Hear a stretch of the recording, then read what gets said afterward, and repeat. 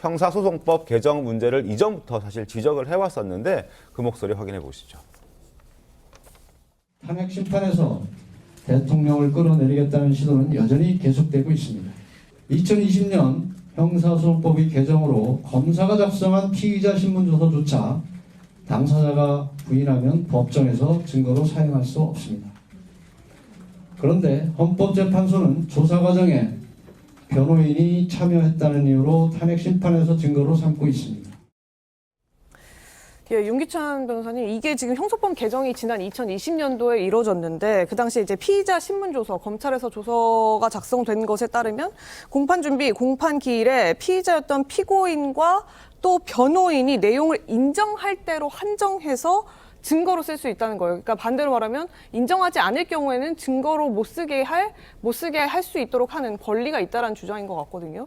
그러니까 저희가 탄핵 재판이든 어디든 간에 뭔가 판단을 하려면 사실관계를 인정해야 되잖아요. 네. 어떤 사실관계가 있다 없다를 재판부가 판단해야 되는데 그 사실관계를 있다 없다 판단하는 근거 자료가 증거예요. 네. 그중에 하나가 피의자 신문조서고 네. 그 피의자 신문조서를 그 증거로 쓸 수 있는지 여부가 이제 증거 능력인 거죠. 그 만약에 그 권한대행 말씀은 재판부가 판단하는 문제다라고 하는데 그건 그 이후의 문제예요. 증거로 쓸 수 있는 그 서면에 기재된 내용에 대해서 이걸 내가 믿을까 말까는 그 이유입니다. 따라서 이거는 법적인 의무가 있는 거예요. 본인 재량이 아니고. 그렇다면 저희가 이제 피신조서를 작성을 하잖아요. 네. 검사가 묻습니다. 그럼 피고인이나 피의자가 대답을 해요. 자, 이거를 검사가 적는 거거든요. 그렇다면 이거를 증거 능력으로 인정하기 위해서는 세 가지 단계를 거쳐야 되는데 처음에 내 날인이 정확히 기재가 돼 있다.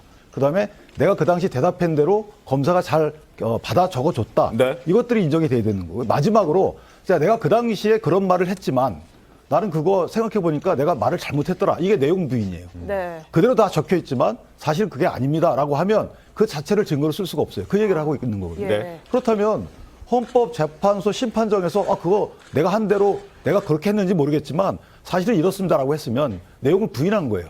그럼 증거로 사용할 수 없는 거거든요. 네. 근데 지금 헌재에서는 증거로 사용할 수 있다고 한 거죠. 네. 잘못했다는 거고 마지막으로 전 문 권한대행의 말씀이 이해가 안 되는 게 헌법재판소법에 따르면 헌법과 법률에 따라서 재판을 해야 돼요. 그 법률은 헌법재판소법만 있는 게 아니고 네. 형사소송법도 있어요. 이거를 저희가 헌법재판소법에 보면 준용한다. 형사소송법을. 이 말은 뭐냐면 입법기술상 다 다시 적을 수는 없지만 그 형사소송법을 갖다 써라 이거예요. 네. 근데 그걸 안 갖다 쓰겠다는 거죠. 좀 형사소송법이랑 헌재는 다르다라는 얘기를 하는 거죠. 그런데 저는 유법한 말씀인 것이 예를 들어서 그 재판소법에 있어요. 만약에 헌법재판소법에 특별한 규정이 있는 경우는 안 갖다 써도 돼요. 네. 또는 재판이라는 이 재판의 성질에 반하는 경우는 안 갖다 써도 돼요. 네. 예를 들면 이런 거죠. 지금 탄핵 심판은 구두변론하니까 갖다 써야 됩니다. 맞습니다. 그런데 서면 심리하는 경우는 갖다 쓸 수가 없죠. 이런 경우에 이건 성질에 반하는 경우죠. 네. 그러니까 특별한 규정도 없어요. 그렇다면 형사소송법상의 규정을 근거로 해서 재판을 해야 되는 거예요. 근데 그렇게 안 하고 계신 거기 때문에 저는 저 부분은 아주 위법한 재판 진행 내지 증거 체부다 이렇게 생각합니다.